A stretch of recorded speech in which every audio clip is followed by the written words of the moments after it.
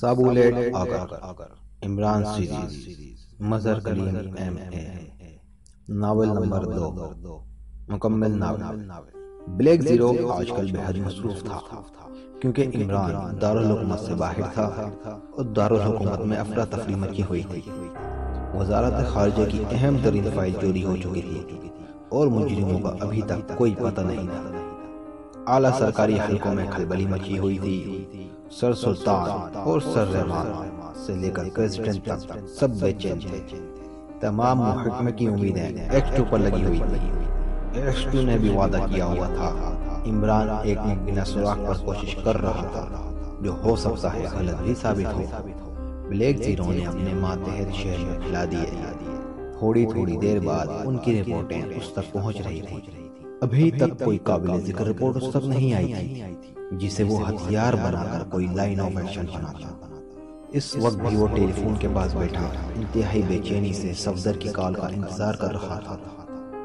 صفدر کو اس نے وزارت خارجہ کے دفتر میں سر سلطان سے کہہ کر بھرتی کروایا تھا کیونکہ اس کا خیال تھا فائل کی حفاظت کا زبردست سائنٹیفک انتظام کیا گیا تھا، لیکن مجرم ہر انتظام کا توڑ اپنے ساتھ لے کر آئے تھے۔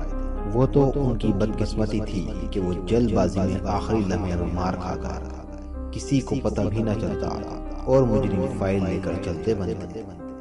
اس کا مطلب تھا کہ اس فائل کے انتظامات کا راز دفتر خارجہ سے ہی انشاء ہوا ہے۔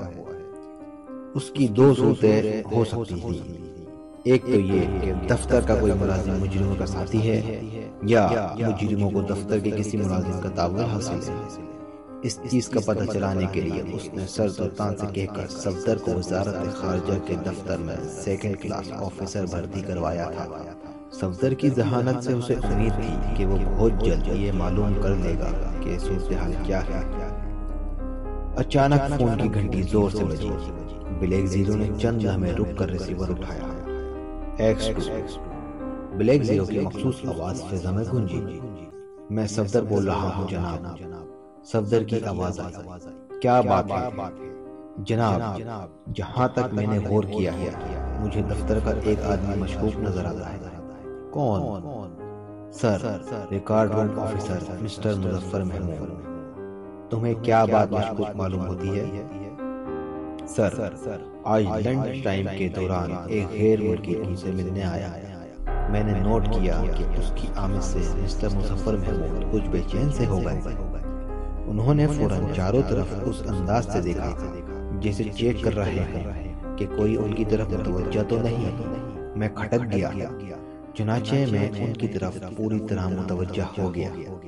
مسٹر مظفر محمود اسے لے کر گیسٹ ہال کے ایک کونے میں چلے گئے اور پھر ان دونوں نے آہستہ باتیں کرنا شروع کر دی۔ میں اٹھ کر باہر برآمدے میں آ گیا تاکہ جب وہ غیر ملکی گزرے تو میں اس غیر ملکی کا چہرہ بغور دیکھ سکوں۔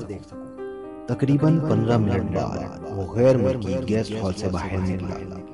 وہ جب میرے پاس سے گزرا تو میں نے نوٹ کیا جیسے وہ میک اپ میں ہے۔ یہ ٹھیک ہے کہ اس کا میک اپ بہت بہترین تھا، لیکن میری نگاہوں سے وہ چھپا نہ رہ سکا۔ وہ ڈاکٹر ڈاگر تھا۔ وہ گیٹ سے باہر چلا گیا۔ چونکہ میں ڈیوٹی پر تھا اس لیے بغیر اجازت دفتر سے باہر نہ جا سکتا تھا، ورنہ میں کم از کم اس کی کار کے نمبر ضرور نوٹ کر لیتا۔ باقی ٹائم میں مسٹر مظفر محمود کو چیک کرتا رہا۔ میں نے نوٹ کیا کہ وہ کچھ بے چین سے ہیں۔ وہ اپنی بے چینی اور پریشانی کو دبانے کے لیے بہت کوشش کر رہے تھے، لیکن وہ ایسا کرنے میں پوری طرح کامیاب نہ ہو رہے تھے۔ آفس ٹائم ختم ہوتے ہی وہ فوراً دفتر سے باہر چل دیے۔ میں نے ان کا تعاقب کیا۔ پہلے تو وہ سیدھے اپنی کوٹھی واقع 22 کرلینس روڈ پر گئے۔ آدھا گھنٹہ وہاں گزارنے کے بعد ان کی کار باہر نکلی اور پھر وہاں سے وہ سیدھے ہوٹل خیام میں پہنچے۔ اس وقت وہ ہال میں موجود ہیں اور میں ہوٹل سے باہر ایک پبلک بوتھ سے آپ کو رپورٹ دے رہا ہوں۔ ویری گڈ صفدر، تم میری امیدوں پر پورے اترے۔ تمہاری رپورٹ بہت اہم ہے۔ تم نے آفس میک اپ میں اٹینڈ کیا تھا؟ جی ہاں جناب، صفدر نے جواب دیا۔ تو ایسا کرو، میک اپ اتار کر ہال میں جاؤ اور مظفر محمود کی نگرانی کرو۔ میرا خیال ہے کہ مسٹر مظفر محمود وہاں ڈاکٹر ڈاگر کے انتظار میں گئے ہیں۔ میں تنویر کو بھی وہیں بھیج دیتا ہوں جو تم سے الگ ہو کر اس غیر ملکی کا تعاقب کرے گا۔ اب تم رپورٹ وانچ ٹرانسمیٹر پر دینا۔ Over and all, black zero نے یہ کہہ کر ریسیور رکھ دیا۔ صفدر نے واقعی اہم رپورٹ دی تھی، کم از کم کوئی لائن آف دی ایکشن بننے کی صورت تو نظر آئی۔ چند لمحے ٹھہر کر اس نے جولیا کے نمبر ڈائل کیے۔ دوسری طرف سے جولیا نے فوراً ریسیور اٹھا لیا۔ It is Julia sir, Julia کی آواز آئی۔ X2، بلیک زیرو نے کہا۔ یس سر۔ جولیا، تنویر کی ڈیوٹی فوراً ہوٹل خیام میں لگا۔ وہاں صفدر موجود ہے، وہ ایک شخص کا تعاقب کرتا ہوا وہاں گیا ہے۔ اس شخص نے ایک غیر ملکی سے وہاں ملنے کے لیے آنا ہے۔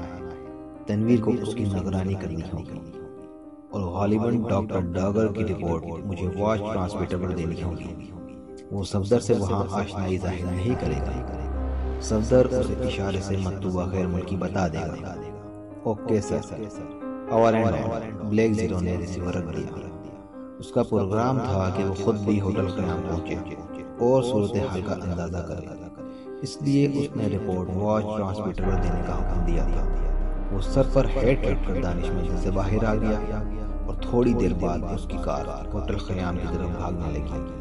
عمران، کیپٹن شکیل اور جوزف روپا کے ساتھ اٹھ کر کمرے سے باہر آ گئے اور پھر وہ چاروں چلتے ہوئے ایک اور چھوٹے سے کمرے میں چلے گئے۔ روپا نے وہاں جا کر ایک کونے میں 3 بار مخصوص طرز سے دیوار کھٹکھٹائی تو کمرے کا فرش ایک کونے سے ہٹ گیا۔ عمران نے آنکھیں جھپکائیں، اسے خفیہ میکسیکم کا یہ طریقہ بہت پسند آیا تھا۔ آؤ میرے ساتھ، روپا نے نیچے بنی ہوئی سیڑھیوں پر قدم رکھتے ہوئے کہا اور وہ تینوں اس کے پیچھے چل پڑے۔ 10-12 سیڑھیاں گزرنے کے بعد وہ ایک کمرے میں پہنچ گئے۔ وہاں ایک بہت بڑی میز پڑی ہوئی تھی، اس کی گرد کافی کرسیاں رکھی ہوئی تھی۔ یہ کوئی میٹنگ روم معلوم ہوتا تھا۔ وہ چاروں کرسیوں پر بیٹھ گئے۔ اچھا مسٹر جیگر، میں آپ کا ٹیسٹ لینا چاہتا ہوں، یہ کہہ کر روپا نے میز کی دراز کھولی اور ایک چھوٹا سا فوٹو کر میز پر رکھ دیا۔ فوٹو کی پشت اوپر تھی۔ اس آدمی کو گرفتار کرنا ہے۔ اس کا معاوضہ؟ کیپٹن شکیل نے پوچھا۔ اس کا معاوضہ آپ کو ایڈوانس مل جائے گا، میرے خیال میں 50,000 کافی ہے۔ ٹھیک ہے، کیپٹن شکیل نے کہا، اور روپا نے وہ فوٹو کیپٹن شکیل کے ہاتھ میں پکڑا دیا اور غور سے کیپٹن شکیل کی طرف دیکھنے لگا۔ کیپٹن شکیل نے وہ فوٹو دیکھا۔ وہ فوٹو عمران کا تھا، لیکن فوٹو دیکھ کر اس کے چہرے پر کوئی تاثر پیدا نہیں ہوا۔ اس نے لاپرواہی سے فوٹو عمران کی طرف بڑھا دیا۔ عمران اپنا فوٹو دیکھ کر ایک لمحے کے لیے چونکا، لیکن پھر لاپرواہ بن گیا۔ جوزف نے بھی ایک جھلک عمران کی فوٹو دیکھ لی، لیکن وہ چپ بیٹھا رہا۔ آپ اس شخص کو جانتے ہیں؟ روپا، جس نے عمران کو چونکتا دیکھ لیا تھا، عمران سے مخاطب ہو کر پوچھا۔ جی، ہاں، یہ میرے ساتھ بچپن میں گولیاں کھیل چکا ہے۔ عمران دوبارہ اپنی عادت پر آ گیا۔ کیا مطلب؟ اس بار روپا چونک پڑا۔ مطلب صاف ہے، عمران نے اپنے آپ کو سنبھالتے ہوئے کہا، کیونکہ اسے فوراً احساس ہو گیا کہ اس وقت پوزیشن نازک ہے۔ روپا کو مشکوک ہونے کا کوئی موقع نہیں دینا چاہیے۔ لیکن روپا کی سمجھ میں کچھ نہ آیا۔ مسٹر ٹائیگر کا مطلب ہے کہ وہ اس شخص کو اچھی طرح جانتا ہے۔ کون ہے یہ؟ روپا نے اشتیاق سے سوال کیا۔ مسٹر روپا، اس کا نام علی عمران ہے اور یہ ڈائریکٹر جنرل سر رحمان کا بیٹا ہے اور کبھی کبھی پولیس کے لیے کام کرتا ہے، شکیل نے جواب دیا۔ بہت خوب، میں آپ کی معلومات کی داد دیتا ہوں، روپا نے متعطل ہوتے ہوئے کہا۔ اسے کیا کرنا ہے؟ کیا گولی مارنی ہے؟ کیپٹن شکیل نے ایسے لہجے میں پوچھا جسے کسی مکھی کو پیر تلے کچلنا ہو۔ جوزف کو کیپٹن شکیل کا رویہ بہت ناگوار گزرا، لیکن وہ خون کی گھونٹ پی کر چپ رہا۔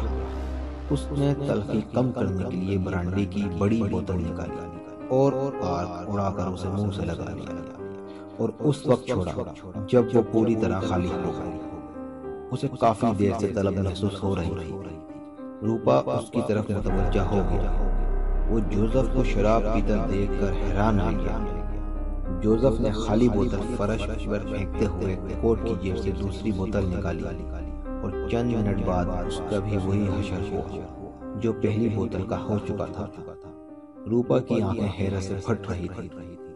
آپ بہت شراب پیتے ہیں، اس نے جوزف کی طرف دیکھتے ہوئے کہا۔ اس کی بات چھوڑو، یہ سارا دن شراب ہی پیتا رہتا ہے، عمران نے کہا۔ روپا ایک طویل سانس لیتے ہوئے کیپٹن شکیل کی طرف متوجہ ہو گیا۔ مسٹر جیگر، یہ شخص ہمارے لیے مدت سے وبال جان بنا ہوا ہے، انتہائی چست اور چلاک آدمی ہے، کسی صورت میں قابو نہیں آتا۔ اگر آپ اسے زندہ گرفتار کر کے لائیں تو میں آپ کو آپ کے شایان شان کام دے سکوں، یہ میرا فیصلہ ہے۔ کیوں نہ اسے گولی مار دی جائے؟ کیپٹن شکیل نے دوبارہ کہا۔ نہیں، میں اسے سسکا سسکا کر مارنا چاہتا ہوں، روپا نے کہا۔ اوکے مسٹر روپا، میرے خیال میں ہم کل اسے زندہ گرفتار کر کے آپ کے پاس پہنچا دیں گے، کیپٹن شکیل نے روپا سے مخاطب ہو کر کہا۔ اس کام کو آسان نہ سمجھیے، روپا نے کیپٹن شکیل سے کہا۔ آپ پھر میری توہین کر رہے ہیں، یہ کیا چیز ہے؟ آپ کہیں تو میں معقول معاوضے پر صدر کو بھی گرفتار کر کے لا سکتا ہوں، کیپٹن شکیل نے بڑے فخر سے کہا۔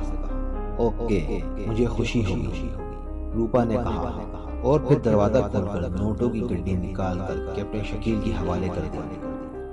کیپٹن شکیل نے لاپرواہی سے وہ گڈی اٹھا کر اوور کوٹ کی جیب میں ڈالی۔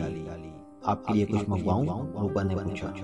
نہیں، آپ ہمیں اجازت دیں، ہمیں ابھی اسے تلاش بھی کرنا ہے۔ Okay, wish you good luck friends, Rupa نے اٹھتے ہوئے کہا، اور وہ چاروں اٹھ کھڑے ہوئے۔ تہ خانے سے باہر نکل کر وہ اس کمرے میں آئے اور ایک راہداری سے گزرتے ہوئے کیفے کے مین گیٹ سے باہر آ گئے۔ فیاض نے کار دفتر کے آگے روکی اور خود تیز تیز قدم اٹھاتا سر رحمان کے دفتر کی طرف چل دیا۔ سر رحمان اس کے انتظار میں ہی تھے۔ جیسے ہی چپڑاسی نے فیاض کی آمد کی اطلاع دی، انہوں نے فوراً اندر بلا لیا۔ فیاض نے محسوس کیا کہ سر رحمان کا موڈ بری طرح آف ہے۔ انہوں نے فیاض کو بیٹھنے کا اشارہ کیا۔ فیاض کرسی پر بیٹھ گیا۔ سر رحمان زیر مطالعہ فائل بند کر کے میز کی دراز میں رکھی اور فیاض سے مخاطب ہو کر کہا، یہ کیا حرکت تھی؟ جناب، مجھے شک تھا کہ انہوں نے مجھ پر گولی چلائی تھی۔ تمہارا دماغ خراب ہے۔ بھلا سر رانا جیسے معزز آدمی کو کیا ضرورت ہے کہ وہ تم پر گولیاں چلاتا پھرے؟ فیاض کیا جواب دیتا، خاموش ہو رہا۔ فائرنگ کیس کا کیا بنا؟ میں نے تمہیں 1 ہفتے کا وقت دیا تھا، میرے خیال میں آج 1 ہفتہ پورا ہو گیا ہے، سر رحمان نے پوچھا۔ سر، میں اپنی پوری کوشش کر رہا ہوں، فیاض نے آہستہ سے کہا۔ فیاض، دیکھو، تمہاری سستی یا کم عقلی کی وجہ سے میرا محکمہ بدنام ہو رہا ہے۔ بہت کم کیس ہم نے حل کیے ہیں۔ میں نے تمہیں 1 ہفتے کا ٹائم اس لیے دیا تھا تاکہ تم 1 ہفتے کے اندر کیس حل کر لو، کیونکہ مجھے شک تھا کہ اگر 1 ہفتے کے اندر کیس حل نہ ہوا تو وزارت خارجہ کی سیکرٹ سروس میں چلا جائے گا، اور وہی ہوا۔ لیکن میں نے بڑی مشکل سے 1 ہفتے کی اور مہلت لی ہے۔ اب یہ تم پر منحصر ہے کہ تم اس دوسرے ہفتے میں کیا کرتے ہو۔ یہ سوچ لو کہ اگر اس ہفتے میں کیس حل نہ ہوا تو میں استعفیٰ دے دوں گا، اور میرے ساتھ تمہیں بھی استعفیٰ دینا پڑے۔ یہ میرا فیصلہ ہے، چاہے کچھ کرو، مجھے 1 ہفتے کے اندر مجرم چاہیے۔ بہتر جناب، فیاض نے آہستہ آواز میں کہا، اب جا سکتے ہو۔ سر رحمان نے ایک اور فائل ٹرے سے نکالتے ہوئے کہا، اور فیاض سلیوٹ کر کے دفتر سے باہر آ گیا۔ اس نے کار کا دروازہ کھولا اور پھر کار کا رخ عمران کے فلیٹ کی طرف ہو گیا۔ عمران اپنے فلیٹ میں نہیں تھا۔ فیاض کا موڈ بری طرح آف تھا۔ اس کی سمجھ میں نہیں آ رہا تھا کہ وہ آج کیا کرے گا۔ آج کل عمران بھی غیر حاضر تھا۔ وہ فیصلہ نہ کر سکا کہ اب کہاں جائے۔ اس کی کار ادھر ادھر مختلف سڑکوں پر چکراتی پھر رہی تھی، اور وہ کیس کی گتھیاں سلجھانے میں مہو تھا۔ اسے معلوم نہیں تھا کہ ایک سبز رنگ کی کار دفتر سے برابر اس کا تعاقب کر رہی ہے۔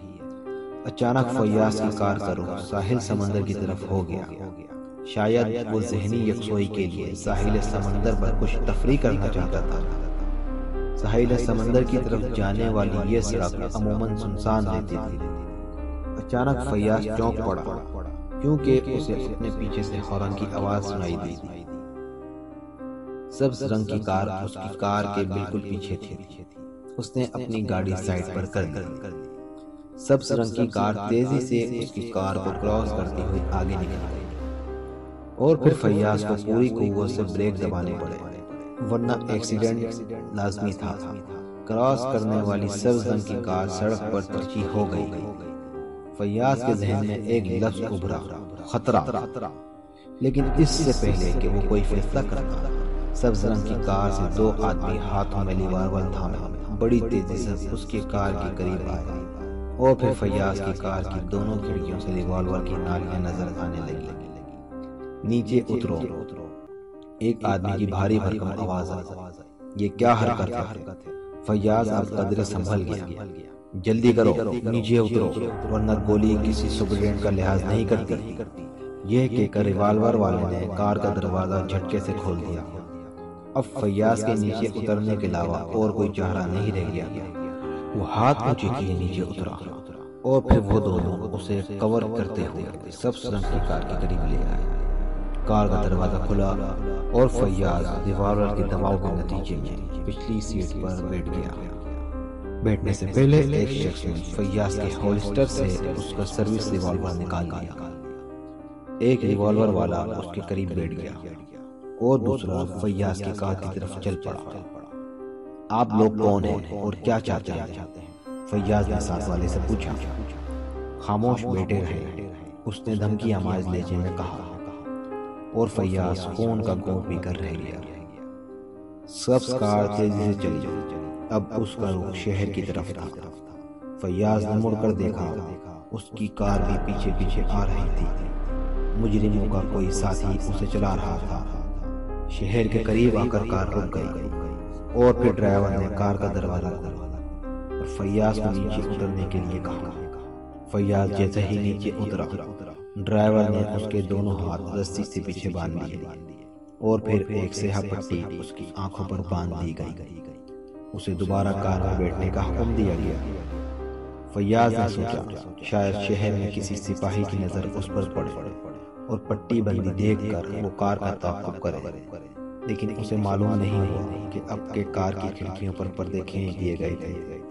کافی دیر بعد کار رکی اور سپر فیاض کو نیچے اتارا گیا۔ ریوالور کا دباؤ اب بھی اس کی پسلیوں پر موجود تھا۔ ایک شخص نے اس کا بازو پکڑے، اسے مختلف کمروں سے پھراتا ہوا ایک ہال کمرے میں لے گیا۔ وہاں جا کر اسے ایک سلطون سے باندھ دیا گیا، اور پھر اس کی آنکھوں سے پٹیاں کھول دی گئیں۔ جیسے ہی اس نے آنکھوں سے پٹیاں ہٹائیں، اس نے دیکھا کہ وہ ایک ہال کمرے میں ہے جس میں ایک شخص منہ کا نقاب ڈالے کرسی پر بیٹھا ہے۔ باقی وہی لوگ تھے جو اسے لے آئے تھے۔ کرسی پر بیٹھا ہوا نقاب پوش اٹھ کھڑا ہوا۔ وہ آہستہ آہستہ چلتا ہوا اس کے قریب آیا۔ اس کی آنکھیں نقاب کے اندر سے چمک رہی تھیں۔ تم سپرنٹینڈنٹ ہو؟ اس نے گھبراتے ہوئے پوچھا۔ ہاں، فیاض نے مختصر سا جواب دیا۔ اس کی سمجھ میں نہیں آ رہا تھا کہ یہ لوگ اسے کیوں پکڑ کر لائے اور کون ہیں۔ کیا یہی فائرنگ کیس والے ملزم ہیں؟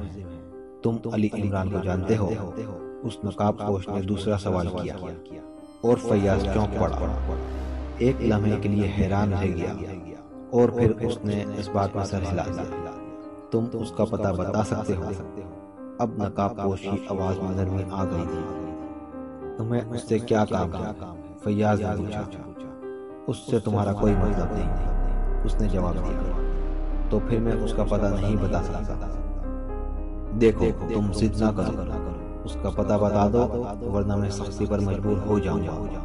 نقاب پوش کی آواز اب بھی نرم تھی۔ جب تک تم اس سے کام نہیں بتاؤ گے میں اس کا پتہ نہیں بتا سکتا۔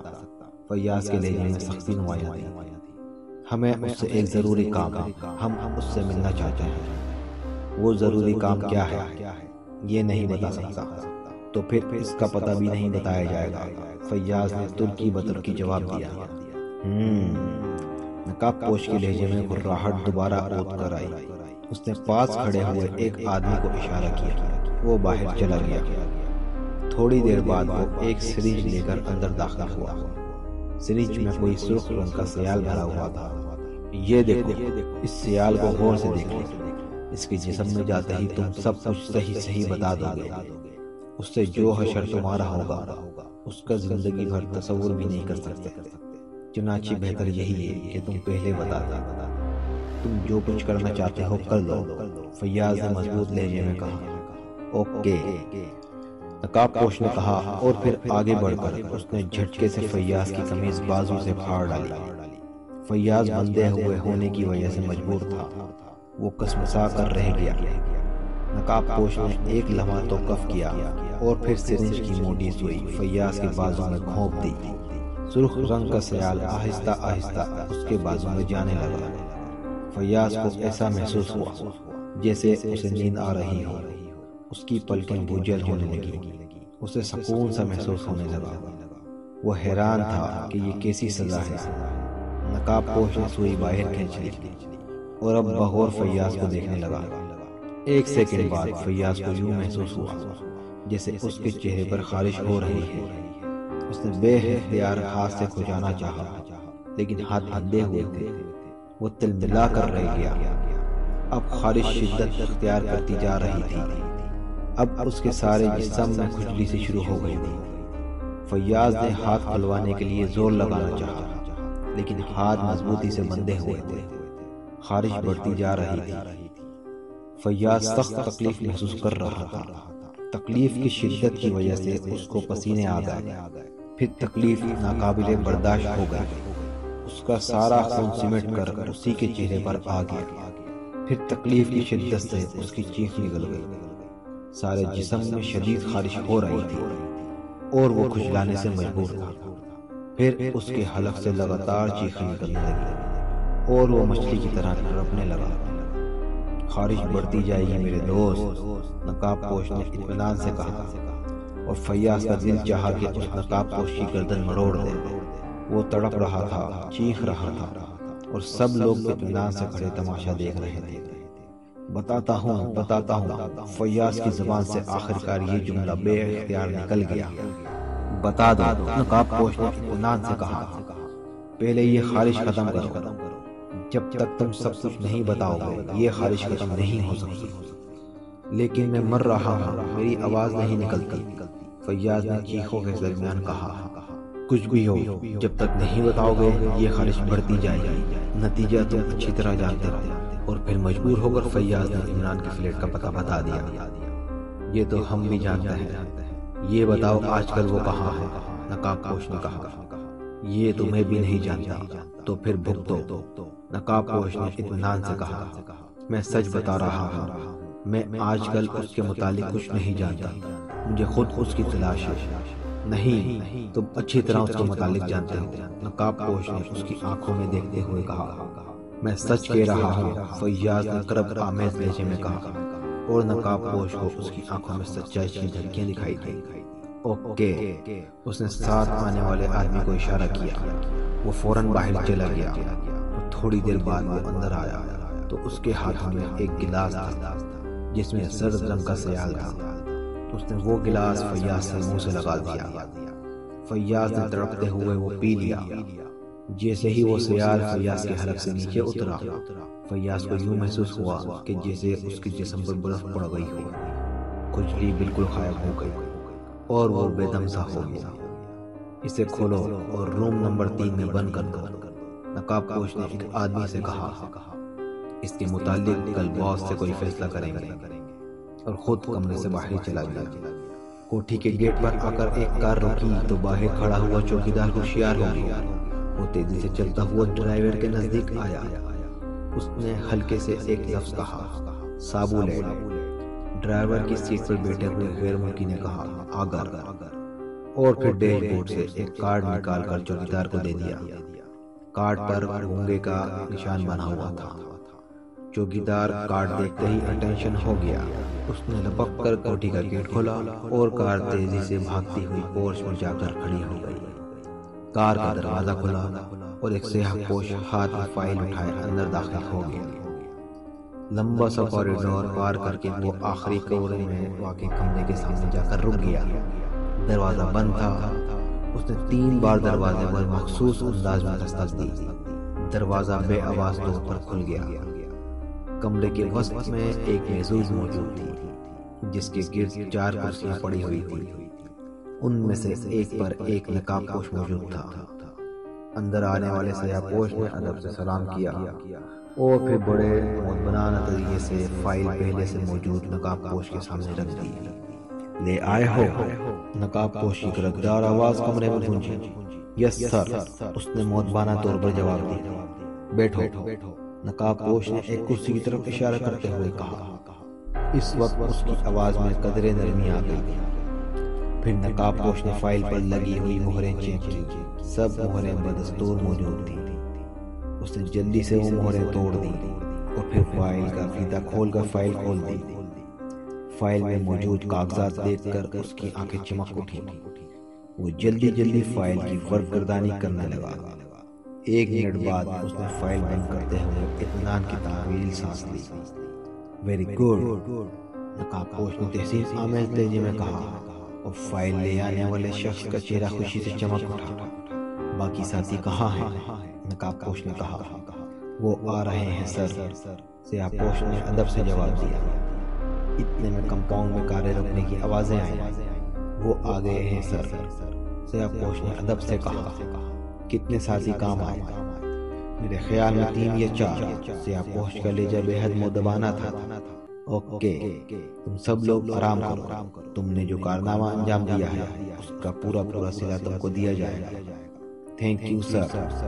سیاہ پوش نے کھڑے ہو کر سلام کیا اور پھر سلام کرتا ہوا دروازہ کھول کر کمرے سے باہر نکل گیا۔ اس کے جانے کے بعد نقاب پوش نے اٹھ کر دروازے کو اندر سے کنڈی لگائی اور پھر پلٹ کر ایک الماری کی طرف بڑھا۔ اس نے الماری کھولی، اس میں کپڑے بھرے ہوئے تھے۔ اس نے الماری کی سائیڈ میں لگی ہوئی ایک پونٹی کو ہلکے سے کھینچا۔ الماری کا وہ تختہ جس پر کپڑے لٹک رہے تھے آہستہ سے گھوم گیا۔ اب جو تختہ سامنے آیا اس کے ایک خانے میں ایک چھوٹا سا ٹرانسمیٹر رکھا ہوا تھا۔ اس نے ٹرانسمیٹر کا بٹن دبایا۔ اس میں لگا ہوا ایک سبز رنگ کا بلب جل اٹھا۔ سائیں کی آوازیں گونجنے لگی۔ Hello hello, Marty speaking. وہ 1 منٹ تک بار بار فکرہ دہراتا رہا۔ وہ اچانک سائیں کی آواز بند ہو گئی اور سبز رنگ کا بلب کے ساتھ ایک زرد رنگ کا بلب بھی جل اٹھا۔ Hello, who is there? Transmitter کے مائکروفون سے ایک کرخت آواز گونجی۔ مارٹی اسپیکنگ سر، نقاب پوش نے مؤدبانہ لہجے میں کہا۔ Code number? ٹرانسمیٹر سے آنے والی کرخت آواز دوبارہ گونجی۔ نمبر 241 سابولیٹ آگر۔ نقاب پوش جس کا نام مارٹی تھا بولا۔ یس، کیا رپورٹ ہے؟ سر، آپریشن 04 کامیاب ہو گیا۔ ویری گڈ، فائل تم نے دیکھ لی؟ یس سر، صحیح فائل ہے۔ اوکے، اسے میرے پاس بھجوا دو۔ سر، ابھی پورے ملک میں CID اور پولیس اس فائل کی تلاش میں لگی ہوئی ہے۔ مارٹی نے ڈرتے ہوئے کہا۔ کیا میں سمجھ لوں مارٹی کہ تم بزدل ہو گئے ہو؟ آواز میں کرختگی شدت اختیار کر گئی۔ نو باس، میں حفاظت کے خیال سے کہہ رہا تھا۔ نقاب پوش کی آواز گونجی۔ مجھے کمزور آدمی ہرگز پسند نہیں۔ آئندہ ایسی بات مت کرنا۔ تم ایسا کرو، نمبر 216 کے حوالے فائل کرو، مجھ تک پہنچ جائے گی۔ باس نے جواب دیا۔ اوکے سر، میں فائل ابھی پہنچا دیتا ہوں۔ اوکے، اوور اینڈ آل۔ اور اس کے ساتھ ہی زرد رنگ کا بلب بجھ گیا۔ سائیں کی آواز دوبارہ آنے لگی۔ نقاب پوش نے ایک لمحہ انتظار کیا، پھر بٹن بند کر دیا۔ سبز رنگ کا بلب بھی بجھ گیا۔ اس نے الماری میں لگی ہوئی اسی کھوٹی کو دوبارہ کھولا اور تختہ گھوم گیا۔ اب سامنے دوبارہ کپڑے لٹک رہے تھے۔ اس نے الماری بند کر دی۔ نقاب اتار کر